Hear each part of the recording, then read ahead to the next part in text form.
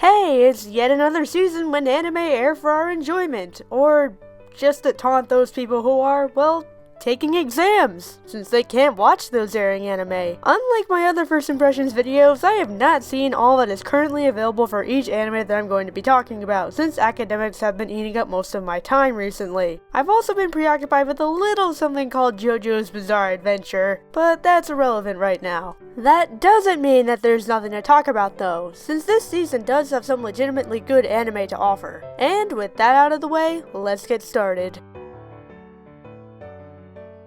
I am such a tool. Ever since I heard that Brainspace had handed this project over to Studio Field to produce, I have been dreading this sequel to one of my favorite anime of all time. I mean, Studio Field hasn't really done anything of note, and most of its anime looks like stuff I wouldn't touch with a 10-foot pole. But to my surprise, this season's actually shaping up to be better than the last one in some ways, with better animation and a heavier emphasis on character study. Well, more than the first season anyway. My only real problem so far is Hachima's character design, but even then, it's not as bad as I thought it would be. If you liked the first season, you'll probably like this sequel as well. I certainly love it, but I love anything Snafu related, so I'm probably biased. I give it a green. Wow, what a terrible adaptation. This first episode was just bad. It felt really rushed, skipping over needed characterization, the music was good but badly implemented, and the show decided to be more edgy than its source material. How is that even possible? You see this scene where the vampires step on the kids' hands? Why was that needed? You already showed that the vampires think of the children as cattle, which in itself is extremely edgy, so why do you need to emphasize this point yet again? The time could have been spent focusing more on the characters that do matter. As someone who really likes the manga, I was extremely disappointed with this show. I may continue watching this later on if I hear good things about it, but for now, I give it a red. Watch at your own risk. Well, this was confusing, though in this case, there is a reason for it, I think. You see, the same person who directed Kyoso Giga, a very confusing but wonderful show, is directing this anime, and I didn't know that when I saw the first episode. Then I figured it out and thought that was a waste of time. I should have just waited for this anime to finish before watching it. And when it finishes, I'll watch the series from the very beginning, since I know that it will probably be better when it's consumed all at once. The first episode, though, was rather good. It had a Bakano vibe along with pretty cool characters and great animation. I'd say it's worth checking out, but when it's finished. If I know anything from my experience with Kyoso Giga, it's that this show will be good, but only when you're able to put all the pieces together. And in this case, that involves watching the episodes in close proximity with each other. I give it a yellow, solely because I don't recommend it right now, but probably later. It's the return of the battle over Best Girl! Everyone run for cover!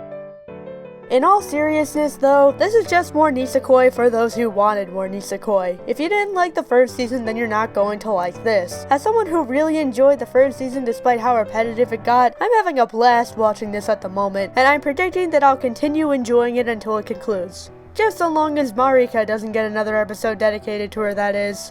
I give it a green. I didn't expect for this to be one of the most disliked shows of spring 2015, but that's exactly what it turned out to be. As a fan of the manga, I'm enjoying this so far, but it seems like everyone else hates it because it isn't like the original series it was based off of. Actually, what really baffles me is that people expected this to be like the disappearance of Haruhi Suzumiya. You couldn't be more different if you tried.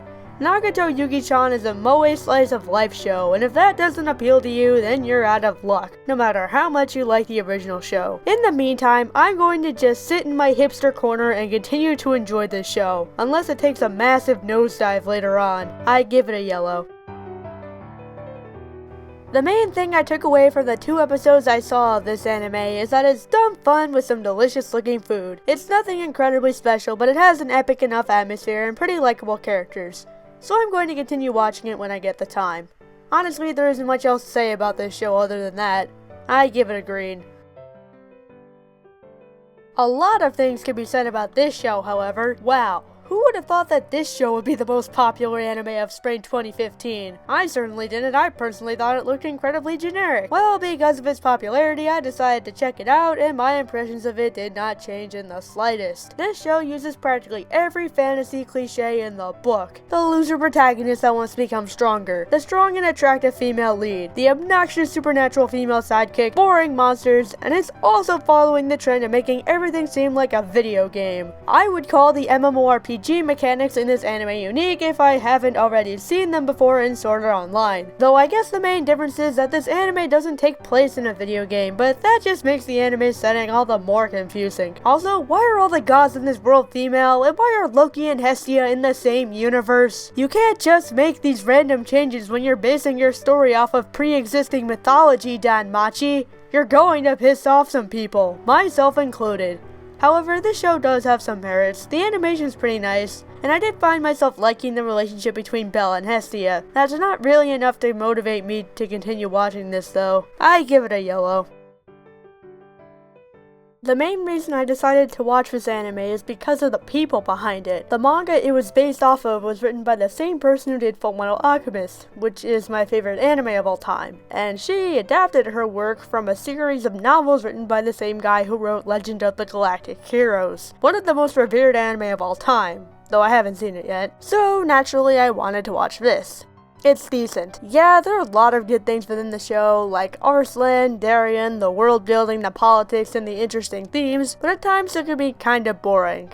All these complicated names, nations, and people can be hard to keep track of most of the time, and I found myself getting really lost during the characters' conversations more than once. I'm normally not too harsh on dialogue that relies on exposition, but it's presented in such an uninteresting way that I don't really want to pay attention, hence getting lost a few times. But despite that problem, I do think this is one of the better shows this season, and is worth giving a shot.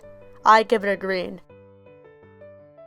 Yamada and the Seven Witches. When I read the manga a while back, I deemed it to be a strange combination of average and quirky, something that I haven't really come across before. It was different but not revolutionary. It was hilarious, but the comedy was stuff I'd seen before. The characters are likable, but they're based on overdone stereotypes. The situations are new, but cliche at the same time. It's really hard to understand what I'm talking about if you haven't seen a form of this story, and the anime reflects this peculiar mixture pretty well. Yeah, it's a bit rushed, but to be fair, it's not so rushed that you can't understand what's happening. If the show interests you, I'd suggest giving it a shot. Also, the opening song is the best this season. I give it a green.